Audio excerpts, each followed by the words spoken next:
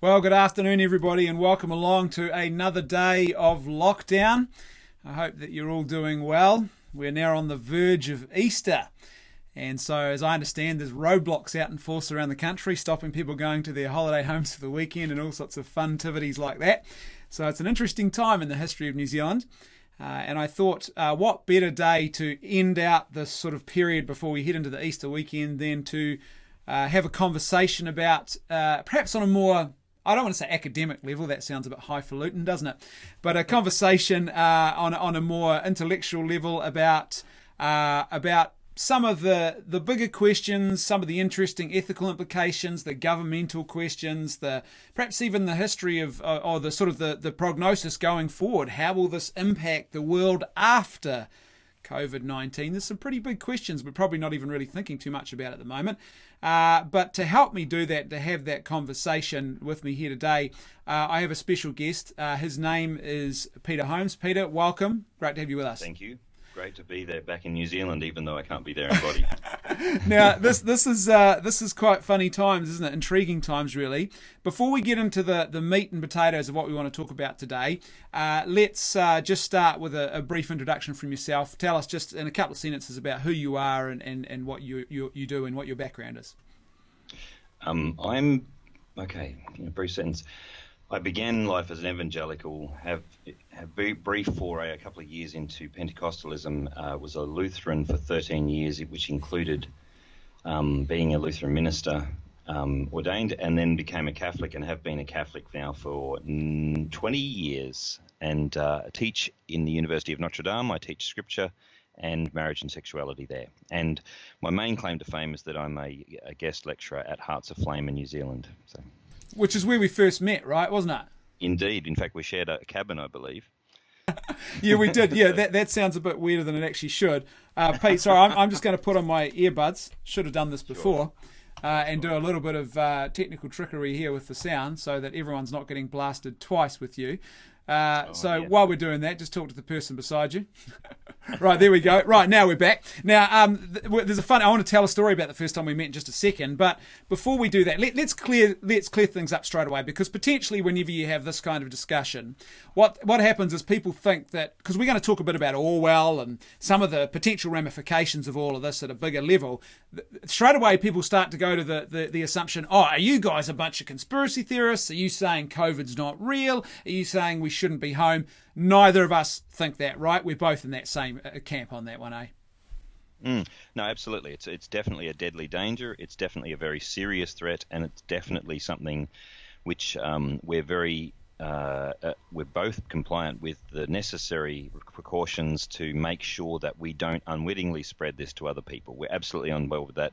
The questions we're asking are questions about the future. We're trying to shape what does our response look like long term, and what we want to make sure that we don't end up with a society that we accidentally slide into something that's not good for our society. That's right. And it's interesting to me because for me there's a pretty clear ethical framework at play here. The precautionary principle would dictate that until we know for certain that there is not great harm by carrying on as normal, and lots of evidence is pointing to the fact that that is the case, then we should act with caution, and we should follow the necessary social distancing measures, because that's what the precautionary principle dictates. And so it's pretty clear to me. The interesting thing around that, though, that I find very intriguing from a study in human behaviour, if you like, is the fact that there's a little bit of inconsistency there, in the sense that normally we're all about personal autonomy. But now we've suddenly rediscovered the importance of the common good, and that my will isn't necessarily the most important thing when there's danger or a death involved. Yeah, and the principle of why do you care if it's my decision and it's only affecting my life? Why should you be able to dictate to me what moral principles I have to live by? As you say, once there's a virus involved, everyone realizes there's actually quite a serious principle of communal responsibility, and that my personal fears aren't necessarily just about me, and the way I affect other people matters, and the way it's particularly, and this is what's interesting about this crisis, particularly that the concern for the most vulnerable in our community has come to the fore, and this is the main concern, because they're the more in danger, if you like, from this virus. It can affect any of us, but the most vulnerable in our community. But this is the sort of thing you and I have been saying for some time, Brendan, that the most vulnerable in our community are the ones that we want to protect, and that the laws we're fighting for and the regulations and the attitudes we're fighting for are about protecting those most vulnerable people. So I'm actually, in some respects, greeting these things with a wry smile and thinking, well, okay, if it took this to get it, then that's good. But it's a shame that so many people had to lose their life and have their life threatened to get to this point. Yeah, it's interesting, isn't it? In our country, in New Zealand, just only a couple of months ago, we had a very dangerous piece of legislation, a euthanasia bill that was passed. It's waiting on a referendum from the public before it finally gets passed. But the interesting thing was the primary argument against that bill was the risk to the vulnerable members of our community of premature death. And that risk still remains. And it's interesting, the politicians who voted that through in the majority, I think there was no connect there. They didn't connect that this would ever affect them because they're in a position of autonomy and strength and privilege where they're never going to be probably in that vulnerable category. Certainly they don't feel that way at the moment. That might change in a few years. However, now there's a virus and everyone suddenly realised, oh gosh, no, autonomy is actually good and important, but it is secondary when it matters. Yeah, so we're all at the moment about 1 week away from an ICU machine. Yeah. As in, there's potentially we're all 1 week away from being in that position where someone else is making a decision over whether I live or die, and whether it's worth the effort or the cost to try and save my life. And that puts us all all of us in that vulnerable position. And I think it's an opportunity to think through these questions again from the point of view of not what I would want for somebody else, but what I would want for me. It's the ancient principle: do unto others as you would have them do to you. And when we're talking about other people's lives, sometimes our temptation is, when we see other people suffering, is to put them out of our misery. To sort of, their misery is something we suffer greatly watching someone suffer, and we just want that bit to end. But the perspective of being in that chair, being in that bed, is a different perspective. And I hope that this wakes us up to that and makes us feel, I mean, clearly there are some very difficult decisions that medicos have to make in very difficult circumstance. And the Catholic Church acknowledges that, and we have an understanding of end-of-life ethics, and quite a subtle and gentle one. But in terms of actively taking people's lives, which is what euthanasia is about, the decision-making there seems to be a bit ad hoc. Lots of people who are voting on it in parliaments seem to have this best-case scenario in mind. Oh, it's my gentle, beautiful desire. I have no interest in the inheritance. I have no interest in anything other than the suffering of my loved one, and I'm going to make this decision best-case scenario. But in fact, laws aren't for best-case scenarios. Laws, like marriage laws, when you look at them, they're not for when the couple is deeply in love and everything's working out. Marriage laws are for when things go wrong. And laws about euthanasia shouldn't be set on a best-case scenario. They should be set to guard us against a worst-case scenario, against the unscrupulous relatives, against the people who don't care about things, or against the hospital who cynically want to empty beds more quickly and not have the cost outlay. That's right. And more importantly, against health insurers, sorry. Yeah, that's exactly right. And funnily enough, that very principle, I think, is now being realised in this situation with, for example, our lockdown rules we have in New Zealand, because they've realised that you can't just say, oh, well, we'll just trust. There's a sense of we actually have to fail safe here. You can't leave room because of the risk is just too great. Yep, it's like having kids, Brendan. You know this thing. You say, don't go in the cupboard. No, not even if it accidentally opens. Not even if you just tripped near the cupboard and it fell open. Not even if your brother's absolutely in dire need and you have to get something out of the cupboard for him. You have to rule out all the possibilities and then have consequences clearly lined up for the people who open the cupboard. Exactly. That's how it should work, mate. We need more parents in Parliament. Let's move into the Orwell thing for a second. Before we do that, though, I'm not a conspiracy theorist. I don't think you are either. There's been a rash of new conspiracy theories popping up all over the place. Here's my take on this. First of all, you need to ask yourself whenever you're confronted by a conspiracy theory, how realistic is it? So I had friends who used to try and convince me that 9/11 was an inside job, that they flew the planes into the building and it was all fake. And I always used to say to them, stop and think about this for a second. First of all, the number of people would have to be involved in keeping that secret, and human nature doesn't work that way. The more people in a conspiracy, the sooner it gets exposed. Secondly, where are all the people who got onto those planes those mornings? On that morning, where are they? You know, and it's like once you start asking the simple questions, you realise, oh, this is a bit implausible. But at a time like this, these things can really flourish, right? Because we're looking for answers, we're afraid, and we sort of want a bit of certainty, don't we? I think that the key word there was fear. We're afraid. And when we're afraid, we start to lose the capacity to step back a little bit and think. And the word panic comes shortly after fear. And the worse the danger gets, the more panic sets in, and we start grasping at straws, ways to control things which are uncontrollable.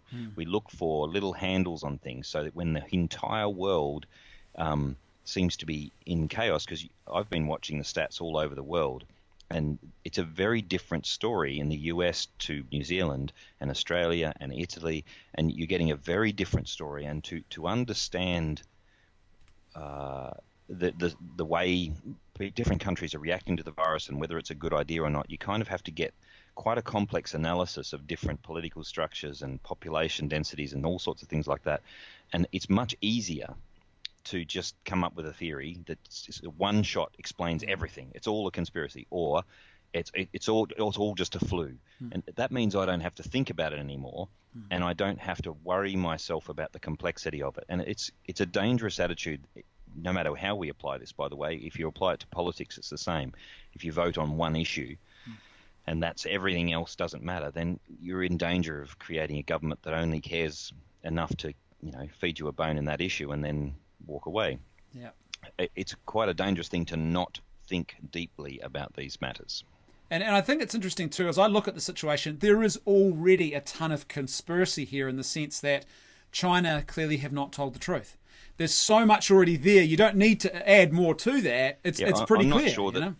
I'm not sure that the Chinese government not being honest with us is a new story. I mean, in terms of the Chinese government not being completely honest about what happened, but honestly, when we saw the nuclear meltdown in Japan, there was a whole lot of hoo-ha about that because they weren't honest with us honest with the world about the danger that was going out of the Japanese nuclear plant. And then we had all these reporters fronting up to the media saying, well, in Japan it's different. They have internal truth and external truth. And hang on. If you tell a lie, it's a lie. It doesn't matter what your culture says. It's still a lie. But in other words, it's not a new story that governments underplay the dangers that their subordinates or their representatives might have caused. We're watching governments around the world, of course, defend their own officers. In Australia, we've had the government defend their health officers who let a particular cruise ship dock in New South Wales and let all the passengers get off after they'd tested them, but before they got the test back. And so, there was something like 400 cases now come off that one cruise ship into Australia. And when you compare those to the numbers, that's a sizable chunk. But of course, the government's closing ranks on it. Oh, no, we followed all the protocol, but now the police are investigating, thankfully. My point about the China thing is that the fact that China lies doesn't prove that there's a dastardly new sort of world conspiracy going on here. It just proves that they're a government and that they just lied to cover their butts. That's not new. It's not unexpected. And I'm almost certain that what we'll find in the wash-up of this will be that the governments of each country have been precisely the governments of those countries, like Italy, largely ineffective and incompetent government, and are demonstrating that in the way they're recording their statistics, and also dealing with the health crisis. In Spain, a similar thing. Some of the governments which are being exposed for what they actually are. There's not a new thing here. Yeah. And we see the Germans who seem to be regimented in their approach to these things, and they're all being good little boys and girls and staying home and obeying the rules, which is not unusual for Germans.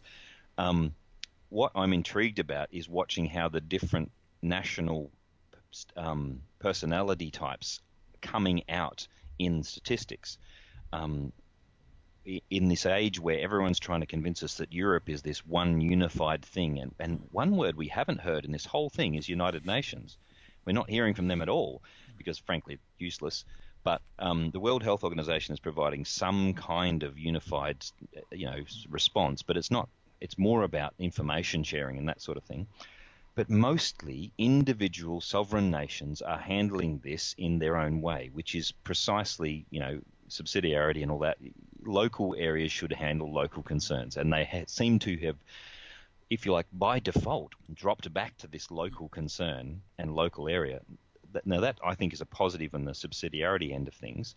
Locals should deal with local issues, except that in Australia we're doing quite well. New Zealand, I think you're doing better than we are currently.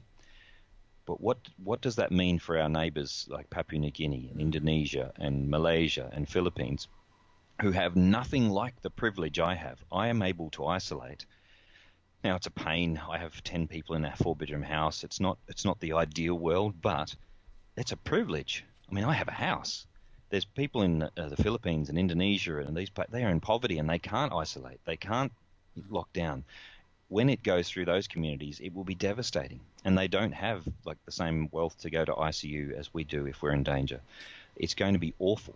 And my only concern in this situation is that we're so concerned with locking our own countries down that we may be, in our fear, locking away our normal concern for other countries and people less fortunate than ourselves. Yeah, I've had a great comment come in. Before I get to that, though, I will say that the funny thing is about the China, the information or the lack of information, and I think that inbuilt thing with communism too is it has an inbuilt flaw that it has to present a better face to try and compete with capitalism, right? So there's a flaw inherent in there already. I'm looking at some of the Chinese news sources in the last 24 hours. It looks like the outbreak may have never actually been contained. They've got cases suspiciously appearing again in strange ways. So the funny thing about all of that, though, is that goes back to our original point. The precautionary principle of ethics would say there's even more reason there for us to take caution and not just to be gung-ho and say, oh, just treat it like the flu, because there's actually a lot we don't know that we thought we did know before this moment. Yeah, and another false argument that keeps coming up is lots of people die from the flu each year, and you can pull statistics out to say, for example, in the US 35,000 people die a year from the flu. Well, at the moment I can't remember what the death toll stands at this morning, but it's an extraordinary amount, and this isn't just the flu as in over a whole year. We're talking about in a matter of weeks. People are dying of this. This is on top of the current thing, and it's no good. I mean, you can say, okay, well, 50,000 people die of road accidents in the US, so this one doesn't matter. Of course it matters. This is, what am I looking at here? 14,000 deaths in the US at the moment in the last couple of weeks. So we're dealing with a situation where this is a new and recognizable threat. And I think that one of the things that's crucial about this is that we have many, many more vulnerable people in our community than most of us were aware of. My own wife suffers from diabetes. That means she's vulnerable. I have a son who's special needs. He's had heart surgery and throat surgery. He's very vulnerable. These things are... But no one would know this in everyday life. We're just walking around like every other citizen. We're not the frail elderly people. It's not just oldies. It's people we know who are our friends who are in danger. And we need to pay attention to that. At the same time, though, Brendan, I know you're going there eventually to Orwell.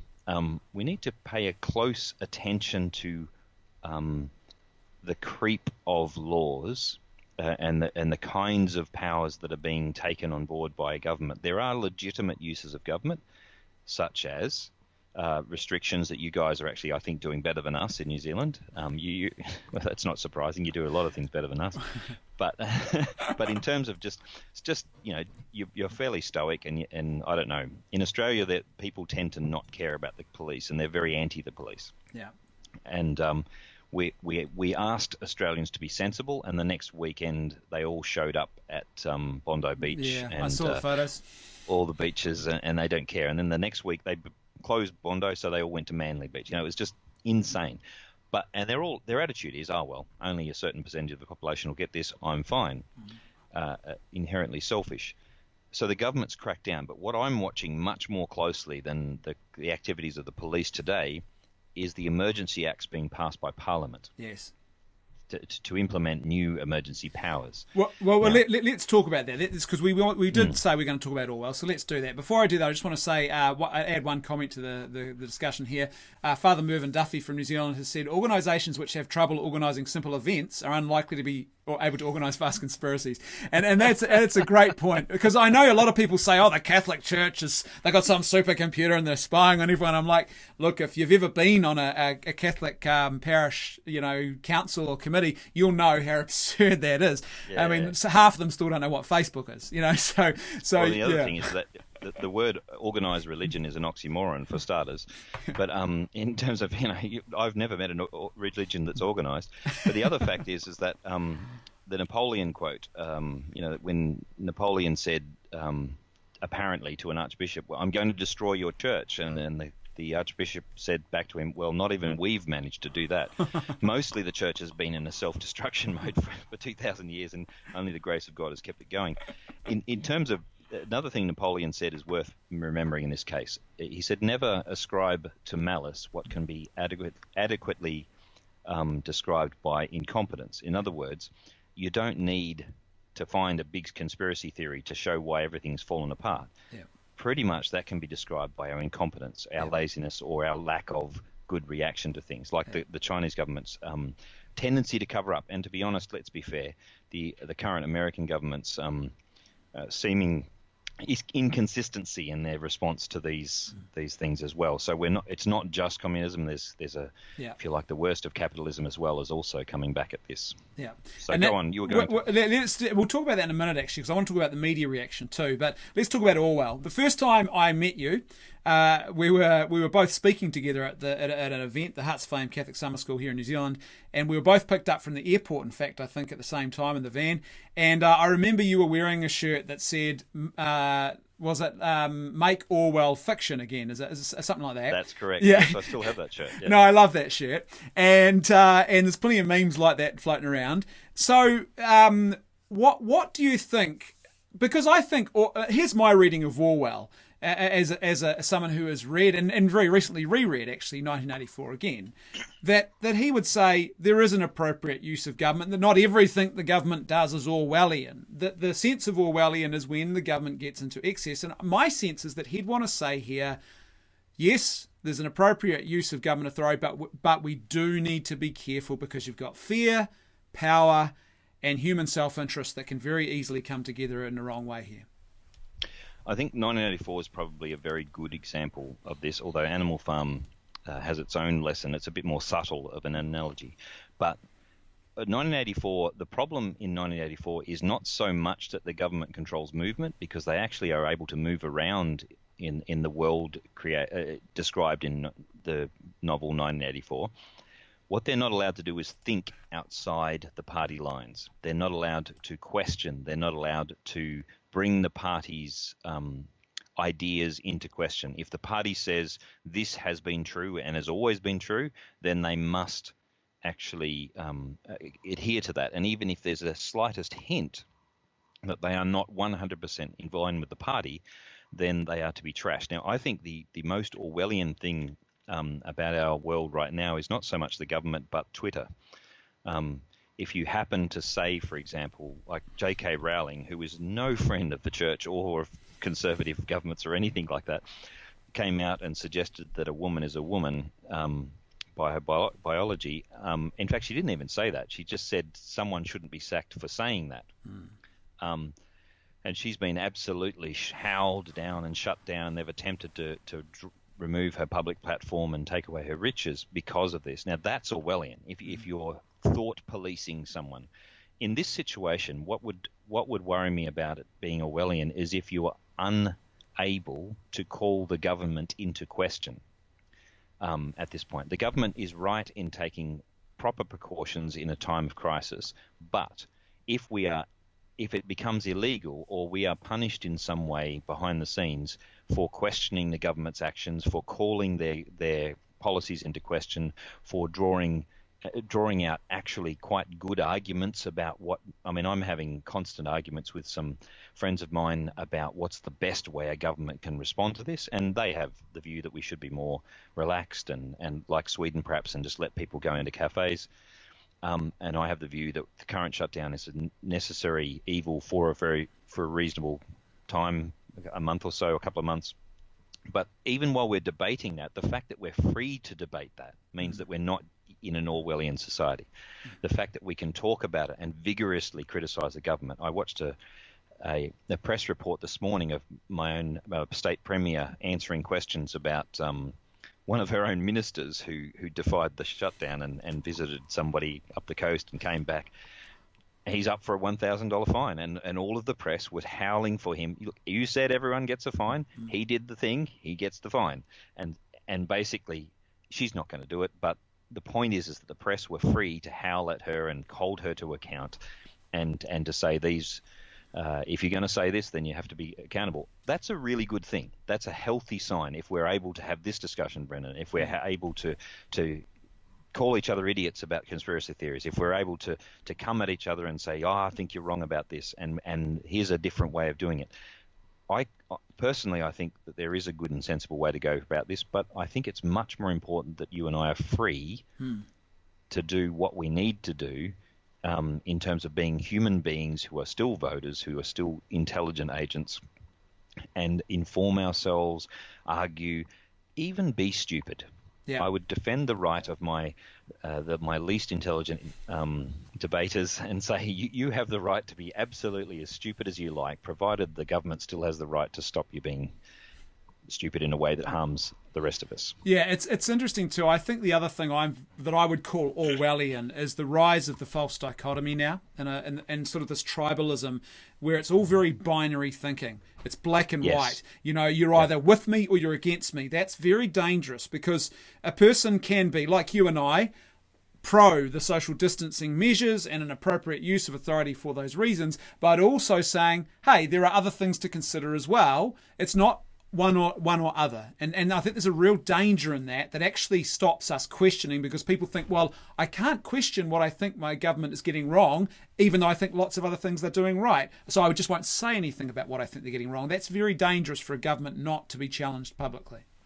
Yeah, and another thing is that on the tribal thinking is that once we've decided one person's on the other team or on our team, the tendency is to either give them a free pass on everything they say if they're my team, or to be ultra critical of them if they're on the other team. So an unfortunate example of this recently is that Cardinal Pell was released from prison after being deemed not guilty of all charges against him. Now, the response to that has been almost universally on the basis of what people think of the Catholic Church, not of the actual crimes. I think I can count on two hands the number of people I know who've actually read the case and read the judgment itself. Most people are reacting on either they think he represents the church and is a good thing and therefore everyone should just go away and everything's perfect about the situation, or the people who wanted to see him punished for the crimes of the Catholic Church and therefore going that way. Now that's an example of quite stupid tribal thinking. Either way, and I've actually told some Catholics off this week for saying, you don't make this into a triumphalism. Make it about an innocent man who's been found innocent by the system. Hooray, that's great. Don't make it into a culture war thing. The courts are about an innocent thing. And when our Prime Minister stands up, who I'm not terribly impressed with in Australia, but he stood up and he did a bad job of the bushfires when we were here, as you guys know from all the smoke that came over, and he seems to be doing a slightly better job of of handling this particular crisis. I was critical of him with regards to the bushfires, and I'm moderately and cautiously optimistic about his handling of this. Honestly, and Jacinta Ardern hasn't given us a lot of reasons to cheer her leadership in some respects, but in other respects, I would have to say she's a good example worldwide of people who've taken the right steps in this particular matter. Yes, and our ability to differentiate between those things is an important rational thing, and it's also a Catholic thing. We need to be about the truth, and we need to be about charity in interpreting things, without in any way relinquishing our right to be critical of all the other things we don't agree with. Yeah, and I think there's an interesting thing that goes on here too. It's you've talked about, I guess you alluded to there, the reality of scapegoating that some people want to get into, so that the pal issue. There's a flip side to that, I think, where we want to cult of personality and we want to idolize our leaders, and just because they do something initially right, and this is what I'm seeing a little bit starting to creep in now in New Zealand. There is this almost they've turned Ardern into an idol because of what initially happened, and that's very dangerous, because just because they were right at one point, it doesn't mean they're right at every point, and so you've got to keep your wits about you. And I think that the other thing too is it's interesting watching media, for example, writing glowing accolades, and I'm thinking to myself, hold on, we're only halfway through even our lockdown. We're not even fully out. Just wait. Heap the glowing praise once we've actually got out of it, and we're like, phew, that was safe, wasn't that great? Not now, because it does create a false sense of security that can lead to bad decisions not being questioned. This is why the church doesn't write hagiographies. That's the official term for a life of the saint, a sort of a story which shows how wonderful they were. The church doesn't write hagiographies until well after someone's dead. You wait until the story is over. You wait till they're done, and there's no more chapters in this, and that we're really sure no secret stories are going to come out. I mean, there's been some unfortunate stories coming out quite late in people's lives recently, which have changed the way we view their whole life, and which shows you should never make someone into a saint too early, and you should constantly be open to criticism. One example, if I'm allowed to mention specifics, is the founder of L'Arche community, which is a Catholic community which, honestly, if you had to pick someone who in their life looked like a living saint, the founder of L'Arche created communities around giving dignity to disabled persons. He by the way, carried on a ministry from someone before him, so he didn't invent it, but he carried that ministry on. Seemed to have been doing amazing things, and yet it turns out was using his status for his own gratification. Now that's an excellent example of us being tempted to lionize someone, to make them into a living saint, when we shouldn't. We should have been equally as cautious and critical as any other person. We can, of course, look at someone's life and go, well, is this consistent with what we know of them? Then we can, you don't want to be hyper. I don't want to be walking around thinking everyone's a pedophile or everyone's an abuser or everyone's a criminal. But you need to have the same level of critical analysis of everyone. And we're all subject to all the same scrutiny. And frankly, if we all kept thinking, this is my big thing, if we're all thinking, honestly, a lot of the problems would be resolved, because there might be a lot of us thinking silly things, but if we're thinking, we're not going to be swept away by the latest media thing or the latest conspiracy theory, because if someone says, oh, the Chinese government have made this to dominate the world, someone's got to say, what? Hang on. What are the probabilities? What would you have to do that? How many people would have to be involved? I think you mentioned, was it before we came on air, about the how many people would have to be involved in this conspiracy to make it work, and how probable is it that they would all keep quiet? And it's well, even the stupidity of the sense that if you were going to unleash something like this, you wouldn't put it unleashed on your own people, and that would be the dumbest way to go about this. You'd send it offshore. So I think this is good old-fashioned incompetence that's led us to this point, really. Having said that, there are a number of different people who've taken advantage of the situation, and you don't need to be a conspiracy theory to show that. Unfortunately, what we're seeing revealed here, not so much in New Zealand, I don't think, or maybe I'm being naive, but in Australia, what we've seen is that the thin veneer of social order, when it was scraped away by something, even the fear of COVID, COVID hadn't actually hit our shores really. Suddenly, we had knives being pulled in supermarket aisles, and someone had to be tasered in a supermarket aisle in Brisbane to calm them down after a fight about toilet paper. Now, I mean, honestly, toilet paper is about the most first world problem I can think of in terms of food. I can understand, but toilet paper, it's not the end of the world if you have to find some broad leaves or something. But the whole idea of us pulling knives before the virus even got here was just an absurd overreaction to these things, and people's fear, I think, stripped away this illusion we have that this moral, so-called moral society can survive without some sort of faith. Yeah. and we've been cruising now for some time on the residual moral habits, shall I say, of a society which used to be Christian. And now, as soon as something big has tested us, it's not even that big, to be honest, compared to things like the Black Plague or something like that. This is serious, but it's nowhere near as serious as other things which wiped out, 40% of the population. Yeah. But we've now been tested in some respect, and we've been found wanting. Our civil responses have been not at all moral. We've been very self-centered and very, very about power. I saw a meme from the US which said, if you don't own a gun, you're just collecting supplies for someone who does. I thought, goodness gracious me, and that was shared by a Christian. I thought, gosh, is that where we've come to? Well, look, I've been saying this for a while. I have a presentation that I give about the loss of authentic community in the West, and it's been one of my most requested presentations around the country and around Australia as well, wherever I go, and the response to it has been overwhelming everywhere. People who are starting to think about this are realizing, we have lost authentic community. And you're right, that unifying vision of reality that Christianity gave us has been stripped away, and it's been replaced with relativism. And relativism puts everyone into their own little ideological silos. And then when order breaks down, that you can get away with that. It's not fine, but you can get away with it while everyone's comfortable and you've got an established order and there's no crisis. But once order breaks down, that then becomes a power struggle.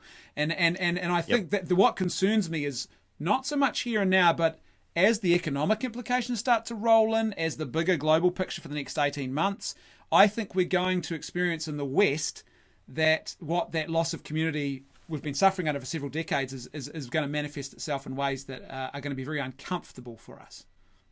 I agree, and discomfort is probably a nice word for it. I think it's going to be painful. I think people are... we all already know people who are now without jobs. We already know people who are suffering financially. I think I'm very privileged to still have a full-time job because I was able to move all of my teaching online, and we're actually reaching out further, and we're talking about next semester offering, this is a bit of a plug now, but offering courses. Go for it, mate. Go for it. Offering courses to anyone online. So basically having what are called mini courses, similar to the ones we did at Hearts of Flame, where there's a very limited capacity. It's free. It's just a teaser for the university. But those kinds of things I'm a very privileged person, working quite hard, so I don't have that problem of twiddling my thumbs. But many of my friends would kill for that kind of work. And I think that they're Christians and they're doing it stoically, and they've been reasonably well planned in their own family care. But it's going to get messy as we're rearranging the job market, as things work themselves back into a new normal. One thing I'd have to say though, Brendan, I think that what this virus has exposed in us is how many jobs are actually essential. Yes. As in, we were talking off air about essential services, and you made a reference to it, that sometimes they're inconsistent about what's actually essential. They say churches are non-essential, and then they make something. I think we had for about a week here, hairdressers were actually allowed, but churches weren't. So you think, well, I'm not sure we're in the same category there. But having said that, what we're finding out is there's a lot of jobs which just they're about pushing paper around and pushing money around and things like that, which aren't necessary. They're not productive in the same way that that some essential services genuinely are. And I wonder, what I've been interested in is I thought that this crisis would show that things like art and culture and music would drop off the grid. Because we tend to go back to survival mode. But what I've noticed online is that a lot of these things are being sought out because we're reaching for what makes us human. Yes. And people are watching your streaming, Brendan, and other things like it, and hopefully listening to my podcast as well, on the basis that we're reaching for those things which draw our brains and our minds and our hearts upwards out of this kind of ordinary situation into something that's bigger than us and draws us to be greater as individuals, but also as a community. So let's talk about speaking of economic implications. one thing that Orwell is clearly all about, especially in 1984, is the idea of propaganda and the use of information to control a population. Now, this has direct correlation with the media. I get a bit frustrated when everyone says, oh, that's 1984 about everything, because it's obviously not. I think we're probably closer to Aldous Huxley's Brave New World than 1984, but the media is definitely an important factor here. And I have seen, it's been interesting for me to see how some journalists are now perhaps even starting to realise that their job is actually not simply to carry water for ideas or ideologies or personalities that they like in the government, but it's an actual fact they have to be holding them to account, while others, it seems, are not. And I think I've seen a lot more in overseas media, but there's been perhaps less of a critical eye on China because it's suited a political agenda, say in the American media, to be more critical of Trump than China. And I think it's interesting to me. I have the sense that there's even this sort of there's some people there who they're frustrated by what they see as the failures of capitalism and the weaknesses of it, because it does have weaknesses. It's a good system that serves us well when virtue is at the heart of it, but lately virtue has been dispersed in a lot of areas. And so they see those frustrations, and then I think they do what the human tendency is, that binary false dichotomy, and they go, well, maybe we should, those guys over there seem to be looking after their people, so maybe we'll, it's the whole media thing is a big unknown quantity in how this all shapes up, right? And also they can sell, because they're commercialized, they can sell their idea, and the whole system is set up to respond to instantaneous kind of frivolous decisions that we make in terms of whether we click on an article or whether we don't. Yeah. And so a huge part of an article is whether or not it catches your attention enough. My newspaper editor friends tell me that if they can slip certain words into their headline, basically they double their clicks.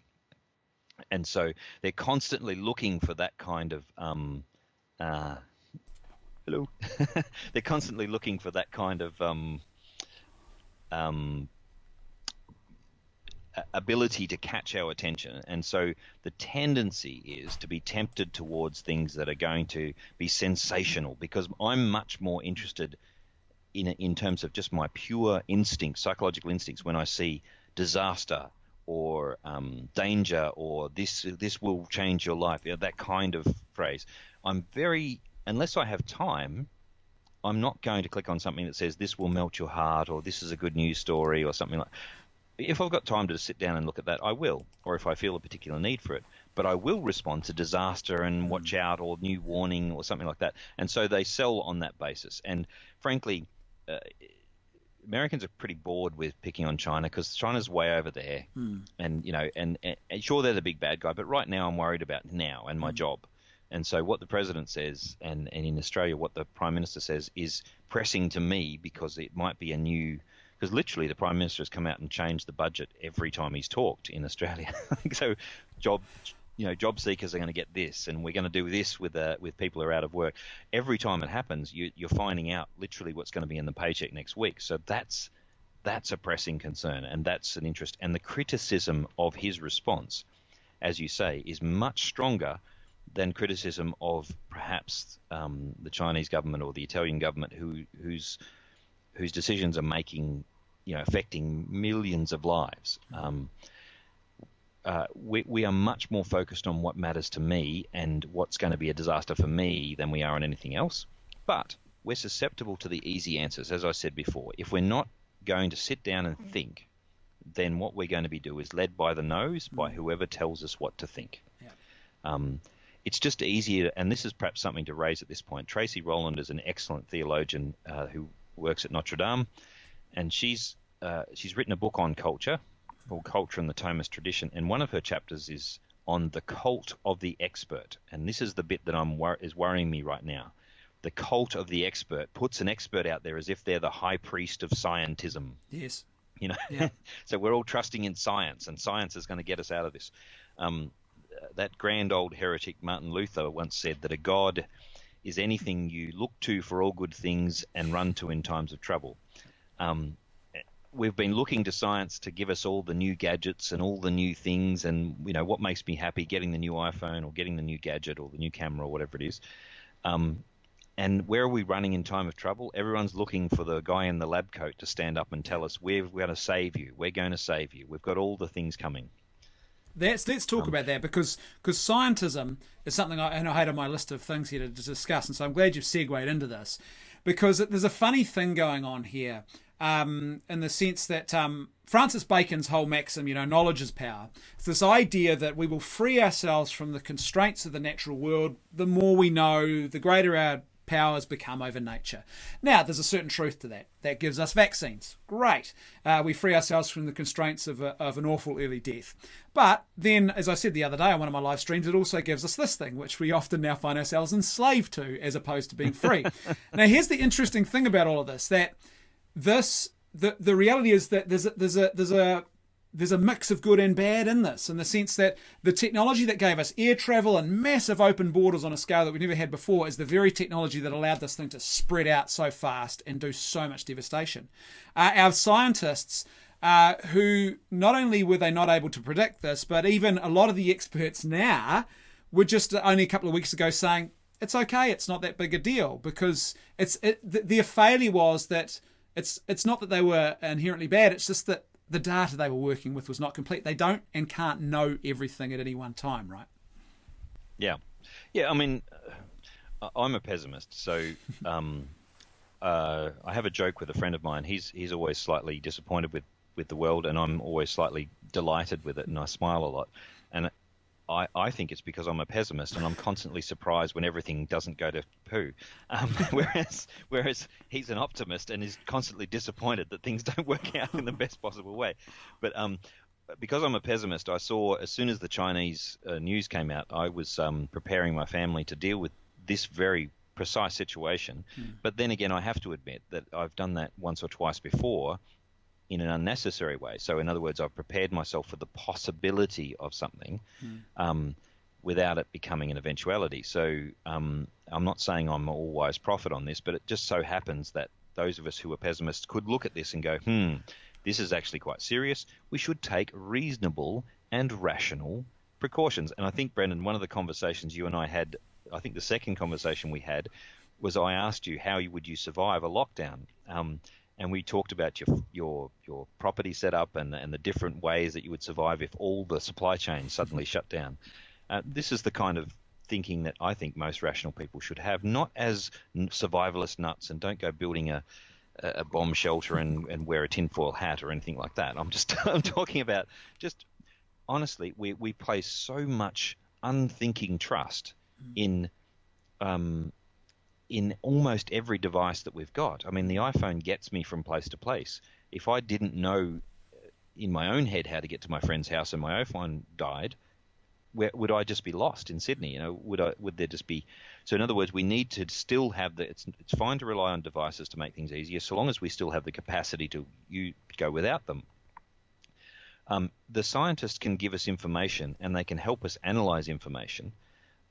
I've been trying to look at the reports, the statistical reports for COVID-19, and to be honest, I don't have the training to analyze them in the deepest sense.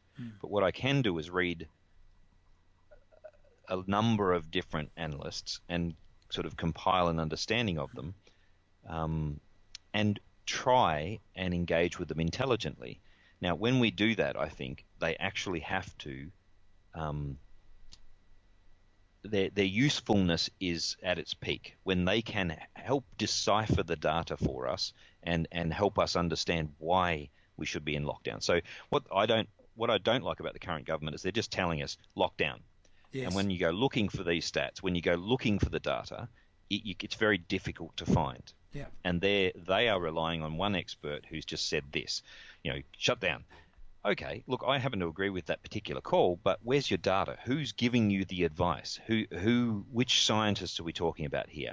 Transparency requires us to be able to critique this. Yeah, and that's why critical thinking is so important, right? Because I said this to someone the other day. No, it was my wife. We were talking about this. I said the same experts who just a few short weeks ago were saying it's not a problem, don't stop traveling to China, everything else, are now saying we must shut everything down and we must shut it down for 6 months or a year, and it's definitely that serious. Now, what I'm saying is we don't attack them for their previous misunderstanding, but what we do have to realize is that in the same way that they were wrong about their lack of reaction initially, they could now also be wrong in their overreaction. And so there's things that they're saying are true, but then things, and and I think it's important. That's why I think we need to maintain that sort of critical eye on these things. And the fact that they can change their mind and admit to being wrong, I think, is a positive in itself. Right. That's right. If someone refuses to acknowledge they've ever been wrong, that's a dangerous thing, because that's pig-headed arrogance and ego. It's about their ego in that case. But in terms of someone admitting they're wrong, we want to know why. On what basis did you change your mind? And more importantly, on what basis will you rethink what you've just said? What's the trigger point here? What sort of data would you need to change your mind about how this is working? So, for example, there's these vague things in Australia about being shut down till June 30. That's fine. Why June 30? Tell me a date. Have you just picked one out of your hat and just gone, okay, there's a date? You go, well, hang on. Is that just because it's a little way in the future, or do you have a specific thing in mind? At what point do we look at the stats? What benchmarks are we looking for to say, if we get to this point, we can make this decision, kind of thing? Well, here's the thing. Here's the thing too in New Zealand. They're talking now about eradicating the virus in New Zealand, and people are praising this. Well, first of all, my understanding of viruses, that's not really how they work. But secondly, the implications for that are actually quite frightening, because if we do eradicate it in New Zealand, we will be very vulnerable while the rest of the world has now actually had it sweep through and do its worst. And effectively, our borders will have to be shut until there is a vaccine. It's permanently until there's a vaccine. Yeah, now so you see how it's not simply one or t'other. You've actually got to say, okay, what would this scientific implication or outcome mean? And what I guess the other question is, science can never tell us what we ought to do.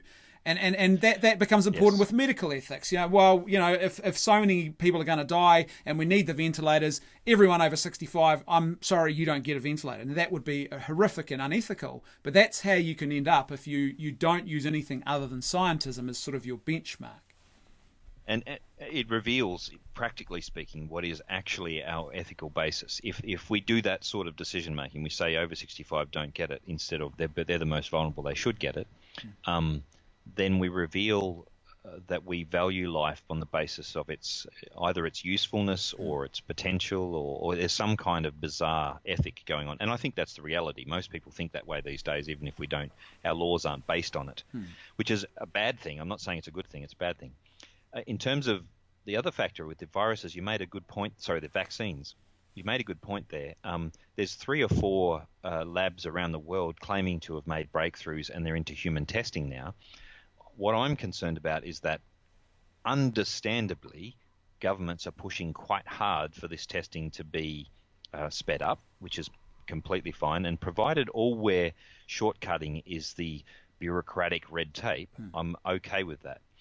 But what I'm watching really closely is whether or not they're shortcutting the proper processes of testing, like the protocols of testing, to make sure that we're not going to find ourselves with a massive problem down the track because we've just immunized several billion people and there's a glitch in the matrix and 10% of them have got something else.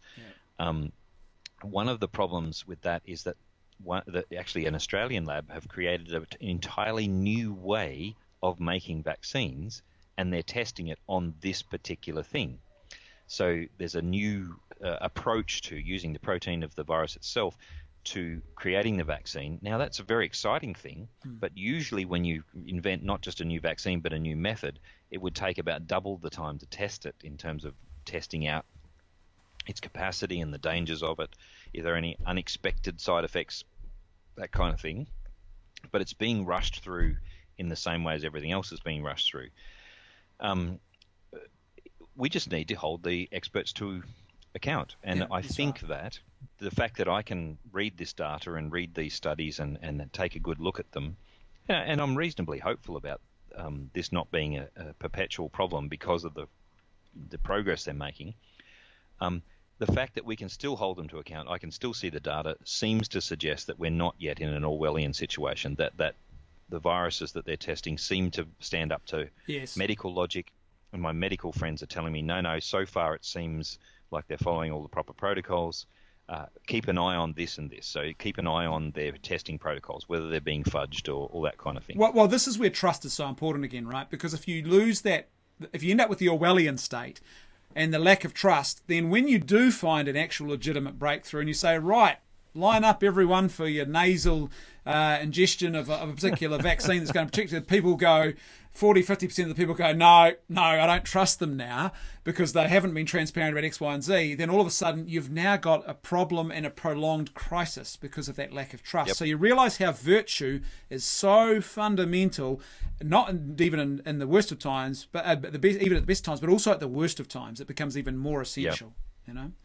Well, I think one of the most telling things in this will be whether or not we hear the news that one of the potential vaccines hasn't worked out. Yeah. There's such a huge incentive to claim to have won the day and got the vaccine for governments, but there's also a massive financial incentive. If you think about it, if you're the first company to invent the vaccine that knocks COVID-19 on the head, and you can sell that to the world, there's trillions of dollars to be made out of this. Yeah. Trillions. Just unthinkable. And there's no, I think we're being naive if we think that a company's not going to fudge it. Yeah. Or even take the risk of lawsuits which could come back at them from 1% of the population, if they think that there's a chance that they'll get a piece of that action. Yeah. So I think our examination of that particular process needs to be extraordinarily careful because the incentive to misbehave in that area or fudge results is so great. Having said that, again, I can read all the reports. There's no attempt to cover those up. There's no attempt so far as I can see, to be in any way Orwellian about it. I think, honestly, the most Orwellian things, it's ironically, have gone under the carpet a little bit. The very, very strong and hot debate that's going on between radical lesbian feminists and trans activists at the moment doesn't involve Christians at all. It's these two parties going hard at each other, which is about controlling speech and controlling pronouns and sacking people because they haven't used the right pronouns or things like that. That's Orwellian, but it's almost non-visible now when we've got this actual health crisis. Almost nobody's interested in it. Well, it's funny too, Harry. It's all of a sudden being a doctor of gender studies is nowhere near as impressing for society as being an MD actually is right now, right? That's really important. You know, what can you do for this person with COVID? Well, what's their gender? You know, it doesn't do much. Yeah. So it's Hey, let's just wrap things up. Depressing. Sorry, no, you carry on what you're going to say. Oh, you're depressing me, Brennan, because my PhD is in masculinity. So, so I approve of that, mate. You know, that's my male privilege speaking. Now, before we wrap things up, I just want to one last topic to talk about, really, and that is, what do you think the implications are for this going forward? Because I think this will be a game changer in some areas. And I see things like the question around China now is going to probably get a lot more attention. The World Health Organization, there's some very big questions starting to arise about the current leadership of that and whether that was helpful. There's economic implications. There's social implications. What are your sense? Do you have any sense of what the implications might be going forward? I think honestly, most people, as soon as the immediate danger is past, will go back to their normal grind. Unfortunately, that's human nature. They'd like to go back to their same Friday night parties and go back to their normal numbing activities that make them not have to think about life, the universe, and everything. But I think there will be a significant proportion of good people and bad who would think harder about what this means and what the planning of life should be. I hope what it does is it vastly increase the number of people who think about supply chains and about making ourselves much more local, that the local produce, I mean, frankly, if you have a local industry at the moment, that's a great thing. Yeah. If you're just down the road from a fruit market or you know, a farmer or someone like that, that's an amazing thing. And I think when we've seen our very fragile supply chains under pressure, it's going to make us value the ordinary preparation for life, and also I think value our local economy and our local interest. I hope what it'll do is stop us running overseas for cheap slave labor and running overseas for cheap manufacturing. And I hope what we'll do is come back to our own countries and our own areas and really start to value that local industry and local productivity, and also just in our own house. I hope there'll be more vegetable gardens. I hope there'll be more orchards. I hope there'll be more people, with animals on their farm. And I hope what we do is actually take a new respect for the fact that we've just been assuming everything's just going to be handed to us on a plate, and we don't have to do much thinking about these things. And I share that hope. That's my hope too, that there will be enough people who realise we need to recover authentic community, and that includes subsidiarity, that includes localisation of things. I think those things, and also valuing the human person. And not just consumerism, but actual community and people, and communing with others, not simply consuming and things and them.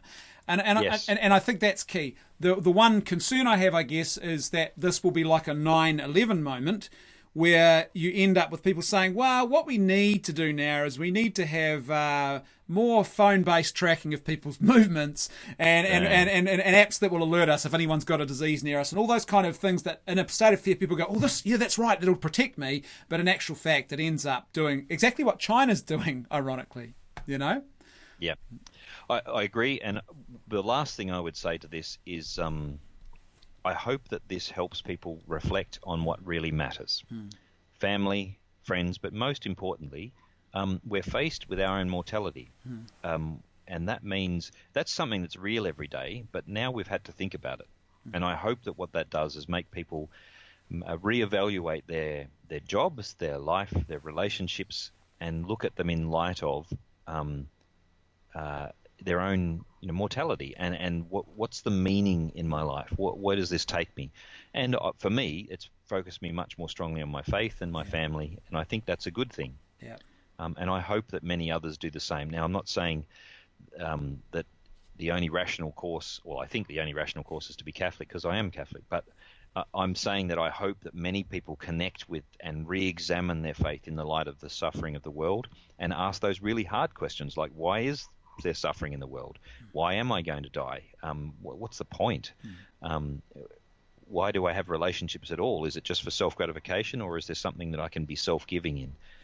That's an important thing. Yeah, I agree, and I think that's true for any of us. I've had that same journey myself over the previous few days and a couple of weeks. Is that discovery of what is truly good, truly beautiful, what really matters, what is true, and really at the heart of that is I believe absolutely is God. And it's very interesting to see now in the situation what happens when you do take what Christianity has given to the world out of a society, and when you add fear in its place and crisis, it's that there's things that aren't good about that. And so I think it's the challenge is how do we live this out more fully going forward. Peter, it's been a real blessing to have you with us. Just give us a plug about your how people can get a hold of you, university, podcast, stuff like that. Just what do you want to plug? Really quickly, the podcast is thiscatholiclife.com.au. It's just a conversation. It's a conversation where we have a laugh. We talk about ordinary things. This obviously things as serious as this, but also ordinary things. We've talked about superheroes, we've talked about movies, we've talked about COVID-19, we've talked about history, we've talked about the abuse crisis, we've talked about all kinds of things. It's just an ordinary bunch of Catholics having an ordinary good time shooting the breeze. So it's worth looking into, thiscatholiclife.com.au. The university is the University of Notre Dame, and you can see that stuff on their site, which is actually I better get this right. It's ND, so Notre Dame at edu. .edu.au. So very simple. But you'll see on my Facebook feed things coming through for that and in the coming weeks. But, mate, I would encourage everyone to do this. Your streaming has been a very good thing for a lot of people. I think that's excellent. Local personalities touching base with each other and communities bringing communities together, that's wonderful. I would like to have you on my podcast in return. I will happily do that, and in return for you coming back probably on here at some point in the next week or two, because people are already starting to say to me, this is awesome, thank you Peter, says Jenny, wonderful discussion. So I think people have really benefited from this, so I'd love to have you back, Peter. Yeah. All right, you just say when, mate, and I'll try and make time. Okay, tomorrow. No. Tomorrow. Now, speaking of tomorrow, folks, is Good Friday. And so do make it a Good Friday, even though we're in this isolation. It's a moment to perhaps embrace the cross and hug the cactus just a little bit more than we normally would. And I would say too, I will try and get a reflection online, probably around midday, just a short reflection, I think, on the cross on Good Friday. And we'll focus in on that, the real heart of what the day's about. It's not about me, it's about the cross, and so we'll do that. And if you're stuck at home, yep. Here's the scripture scholar in me coming out. Yep. Read the readings of those masses. Yes. Like find online universalis.com or whatever you look for your online Bibles, but read the readings of the Maundy Thursday Mass tonight. Read the readings of the Easter of the Station of the Cross. Read the readings with your family or whoever you're with, and meditate on them. Yeah, that's right. And it's a chance to come together around what is important as family, as community, and that's really what it's all about, eh? Peter, it's been a real blessing to have you on, mate. You're an absolute champion. It's been a lot of fun. Thank you, Brendan. Go well. Keep me in your prayers, and I'll keep you and your family in mind. God bless, mate. God bless. See ya.